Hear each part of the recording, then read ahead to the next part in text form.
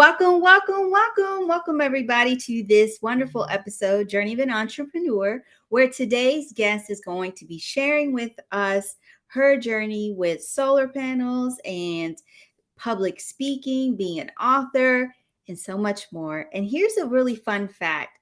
I went live with this guest 2 years ago in June, which is really crazy. I mean, she's been on the show, Sip and Chat, but when it comes to this particular show, it's been 2 years, and I'm so excited to bring her on. Let me go ahead and bring her up. Her name is Dr. Caroline Iscovitz. I hope I said her name right. And she's going to be sharing with us just updates about what's going on and how it's been going. So, Dr. Caroline, how's it going for you? It's great. It's so good to be back and to see you. I know we were chatting before, but it's always such a pleasure to be able to chat with you. It is always a pleasure. So here's a fun thing. What's your favorite color? Pink. Pink. And why do you like pink? I mean, because it's there. No, I don't know. I used to not like pink growing up. I was definitely a fan of blue. I still like blue, but I don't know. The color I really got drawn to it the last few years. I was like, I love this color. I just what it represents, maybe like empowerment. Maybe that's like the subtle hint of why I like it, but I just really like the color. You brought up something that you used to be working with, which was empowering women. You were part of this group. So tell us, it's been 2 years, and I know lots have changed. So let's start there with, for those who don't know who you are, what is it that you do, and how did we meet? Yeah, no, it's in a nutshell how everything evolved. We met 2 years ago on Clubhouse, and it was such an amazing connection right off the bat. I just loved your energy, where you've grown so much from when we first met. I feel like I have too, but you have definitely just shined, and it's so amazing to see what you've accomplished since we met and just your presence. I love it. But that's how we met. So what I've been up to, though, has really significantly shifted. Even the last few months has been a whirlwind for me. But with all that being said, when we had met, I was coaching pretty regularly, almost full time, with women empowerment, just really helping women understand the psychological process of building a business, but also taking care of themselves without feeling guilty, or being able to have things and systems in place for themselves to thrive. And it's done like a complete shift in the last few months. I haven't been coaching as much, but the focus has really been on solar. My fiance has his own business, and I became co-owner a few months back.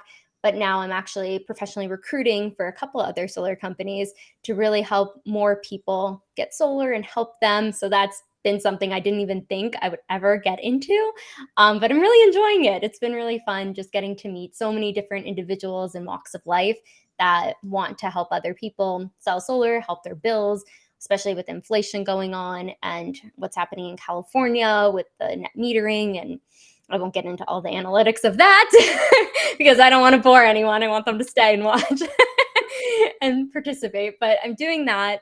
In addition to that, I just spoke in a conference in Paris virtually, which was amazing. It's all about prioritizing your mind, body, and soul without burning yourself out. That's been really fun. I've been doing a lot more speaking engagements. I've always done them, but I'm putting a little more focus into that because I just really love speaking and being able to connect with people in a different capacity than I have before. And then the other factor, I am a published author. I co-authored a book back in October. So it's been some time, but it was all about abundance. So each person wrote a different aspect of abundance. Mine was about energy and vitality, because I do believe about the energy we put out is what we get back, in the capacity, what we're doing every day, conserving our energy so it can go to where we want it to go. So I talk all about that in my chapter. And then I'm like, what else am I doing? I think that's it. Oh, of course. And my last thing, I have an online health business. So I'm really helping people stay healthy from the inside out. So anything you can think of, I'm really able to consult and figure out what's best for them. So I do just a couple things. It's a lot going on. So we're going to get into this breakdown of stuff. So I know that you were talking about helping people, especially your book is about the energy and the healing. And so many of us are at that point because we're doing so much, just like you're doing so much, you're Yeah. putting your energy out. But then when it comes to taking care of yourself, there's this level of guilt. So how do you, because maybe sometimes you might feel it, maybe not as much, but what are some things to help you as especially an entrepreneur when you start to say, you know what, I need to take a break. I need to take care of myself, but I feel guilty. Mhm. Ugh, it's so challenging, especially in the beginning when you've like never done it before. Now I think it gets a little bit easier because I have very strong boundaries of like where my time and energy goes.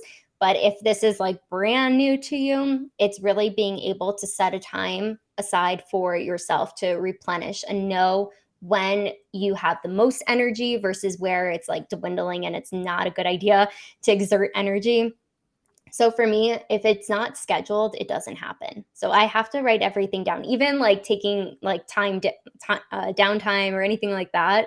If I don't write it down, it doesn't happen. So for me, I really organize my schedule with everything I have going on, being able to prioritize, okay, where are my like the hard things, doing those before noon, like waking up early, getting a good workout in like at 6 a.m. and then the rest of the morning just focusing on the really hard things. So then I don't have to worry about them and it allows it to have that flexibility. Because a lot of times, like I used to be really rigid, to be quite honest, of everything I was doing. And if something didn't happen, I would get so frustrated, I'd beat myself up, I would feel guilty. But now I look at it as if I don't take a break, I am not going to be able to be healthy and be able to keep going. There's other things that are going to happen because I've noticed in the past when I didn't have those boundaries, I would get sick, I would be out for a day and not be able to do those things I needed to. So it's just taking those breaks and figuring out where to prioritize your time and energy. Because if you don't, you're going to feel that guilt. And in the beginning, especially, but I think what I've learned over time to kind of wrap up all of that is really understanding too, what do you need to get done? How can it get done? And what are you doing for yourself every day? Like the small things. And I know I've said this so many times, but it's like I'm also reminding myself in this moment right now to just take a breath, take a break, be able to understand too, where is that time? Have you had a moment to just like have a glass of water and like stay hydrated? Are you exhausted? Okay, maybe you need to go to bed earlier. But it's those small things that shift and allow you to realize, okay, wait, I need to do this. Because if you don't, you're not going to be healthy for everyone. You're not going to be able to do all the amazing things each and one of you are doing in the world. But being able to take that time is so necessary. And I mean, it took me a while to learn that. Didn't happen overnight. It's still work in progress. You're talking to me. I mean, even though I had something written down, like I have a lot written down, it's in my schedule. I was supposed to go live earlier today and I missed it. Mhm. Somebody who goes live all the time and makes a big deal, show up for your own show, show up, make sure the guest shows up. I was a guest and I didn't show up. And it goes back to you can have things written down, but if you have a lot of noise in your head, Oh yeah. you have a lot going on, there Mhm. comes that you can miss things, even if it's on your schedule. So when you were talking about if you had to step away, take time, that's exactly what I had to do. I actually had to not attend some things, attend a few things so that I could just even step away, just even go for a longer walk than normal because I needed that. I mean, that was I was like, wow. I had reminders and yet I still missed it. So Mhm. we have a question from Robert who says, what do you think some of the barriers stopping people from taking care of themselves? Mm. That's a really good question. I think it really could be something that's ingrained in us of just how we were raised, or like we have hardworking parents that we were raised with, or just what we see, or also it's just like the media, like what portrays like, well, you have to keep going or push through it, the hustle culture and whatnot. And I understand, like, I've had a hustle and I still hustle, but I'm more intentional of those things. But I think that's one of the biggest barriers because it's like trying to keep up and trying to not like, oh, I'm quitting on myself. I've heard that before. Like I should have done this and like really shitting on yourself. when we needed to kind of take that step back and realize that those barriers are preventing you from really allowing yourself to have that time. And I think it's having an honest conversation with yourself and being real with yourself too of, okay, I need this. What am I doing to allow myself to get to that point of having a break? Being able to schedule it in, or even realizing, hey, I missed something, but that's okay. That's going to happen. We're all human at the end of the day, but really allowing ourselves to look at what we're doing. And I think a lot of it has to do with the outside factors I like preventing. this comment right here, which is from Shannon. I feel like if I stop, I will fail, so I keep going. Mm, And I mm, know that this was something that I felt last year, and this is how I hit burnout last year. And this mm, is something that I was feeling this week. And so I kind of missed my own the show that I'm supposed to be a guest on. mm, But what would you say to this kind of this is very common to all of us. Hey Yolanda, hey everybody who's joining in. I am Shree. This is Dr. Caroline. And if you have any questions about what we're talking about, definitely share because this is important. We're all going through this together. We're all mm, super busy, but we are important in us being it because we are. I saw a reel today on Instagram that talked mhm, about, we have to figure out how to take care of ourselves. But as mhm, entrepreneurs, we're taking care of other people. mhm, So, what are we doing first off to take care of ourselves? And mhm, so this comment that Shannon shared, I feel if I stop, I will fail. So I keep going. I mean, how can we look at this and turn this around and say it's okay to stop for a little bit mhm, because it will actually help us keep going? mhm.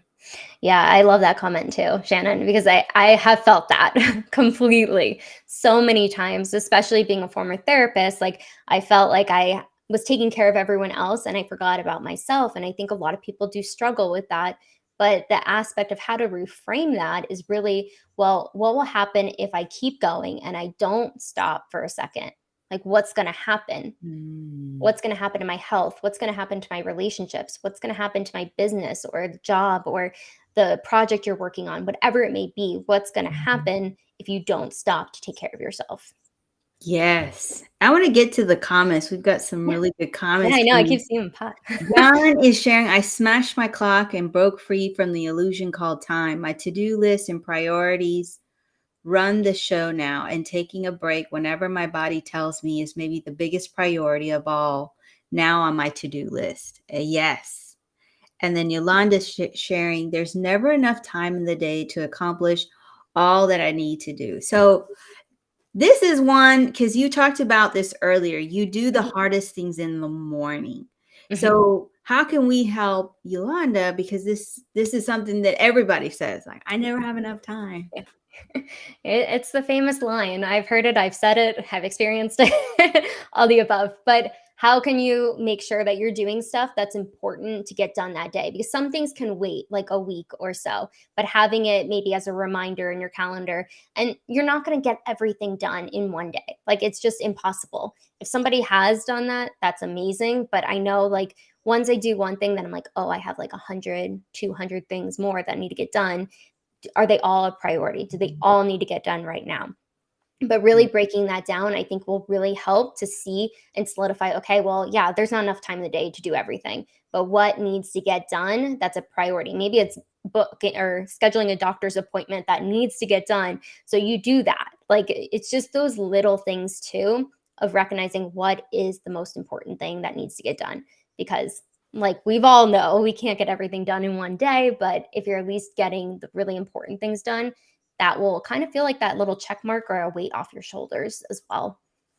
Yes. So looking at yesterday when I had ever a lot, I felt like, oh my gosh, I didn't do a lot. But then I look back and I said, I did a lot of stuff that pushed the boundaries because Mhm. just like a lot of you, I feel there's never enough time or I didn't do enough. It's always, I never do enough. I never do enough. But when Yeah. really you look at it, everybody's like, I saw you here and I saw you here and I saw you here. And I'm like, wow, I did do a lot.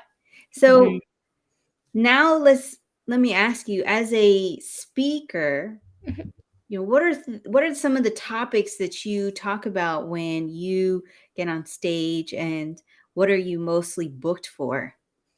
Yeah, I think it actually what we're talking about, like prioritizing ourselves and putting ourselves at the top of the priority list. I was coaching a lot about that, and now I'm speaking to it because I think it's a huge message that it's been out there of just like take care of yourself. Well, what does that really look like? It's going to look different for everybody because we're all different. Our lifestyles are different. What we do is different in some form capacity, but really understanding how we can really manage that and prioritize what is important because I think it's easy to identify everything we need to do, right? Like, I mean, yes, I got to get done this and that, but like what you said to your point, it's almost we don't even realize how much we've accomplished because it's just so second nature to us. It's like for you going on live, doing videos, like if you do five, people are like, oh my God. But like being able to realize that you're putting in that work versus just thinking you're not doing enough because I struggle with that too. Still, I talk about it, but I'm constantly working on it. I think we're always evolving in that regard.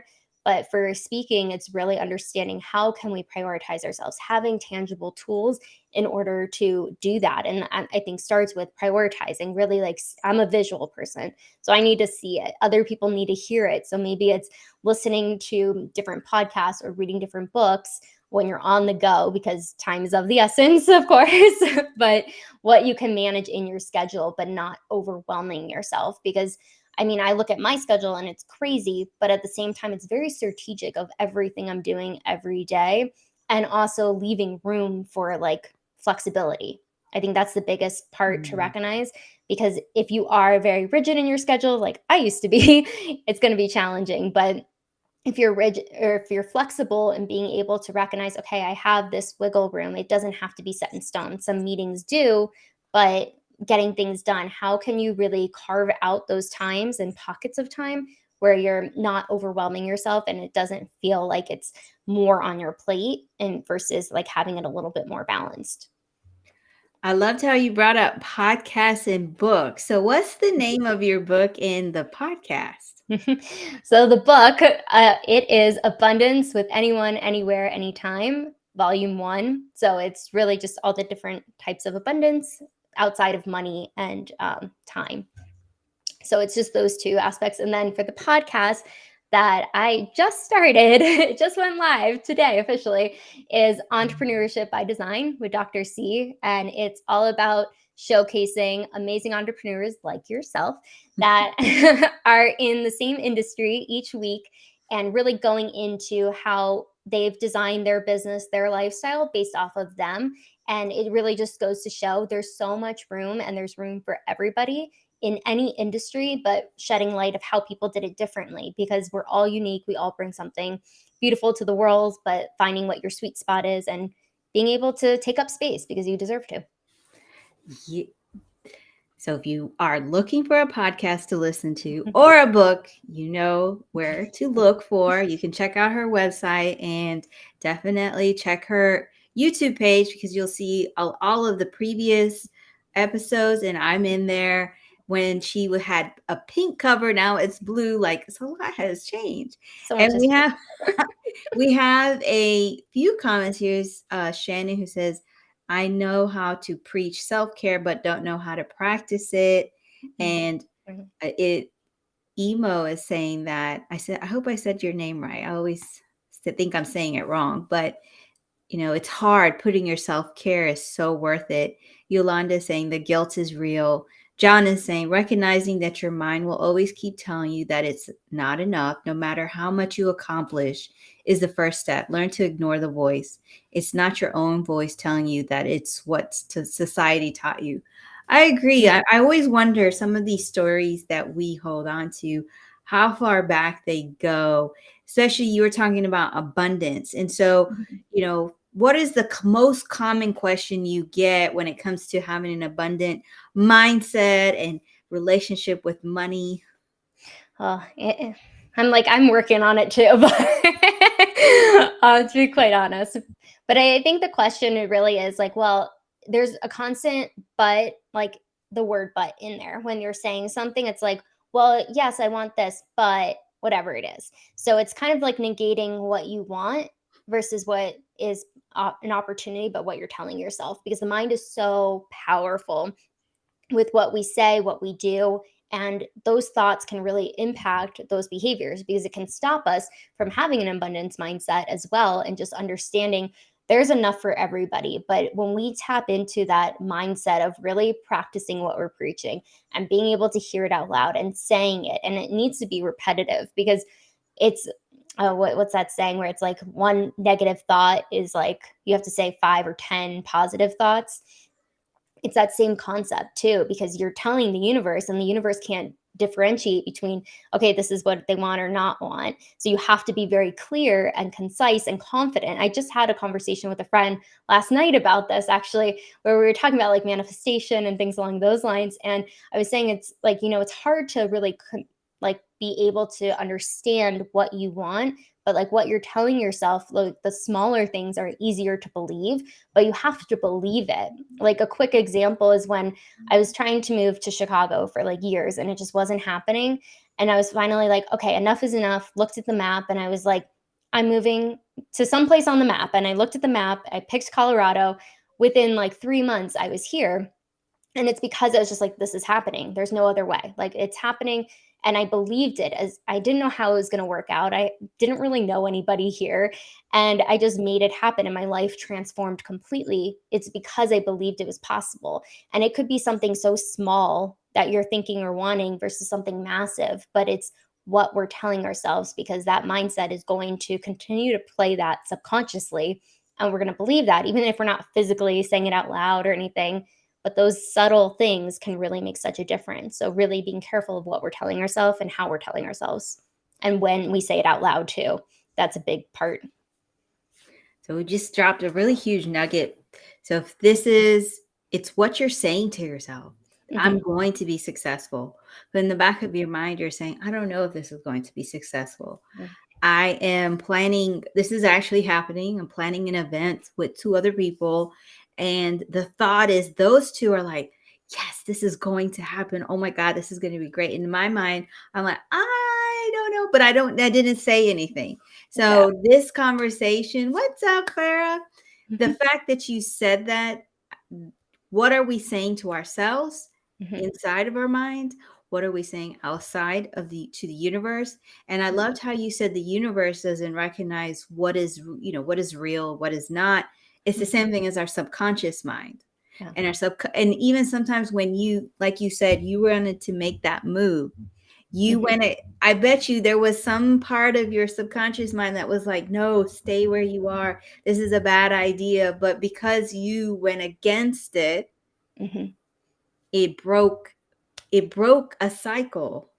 Yeah. And now you're living a whole different life.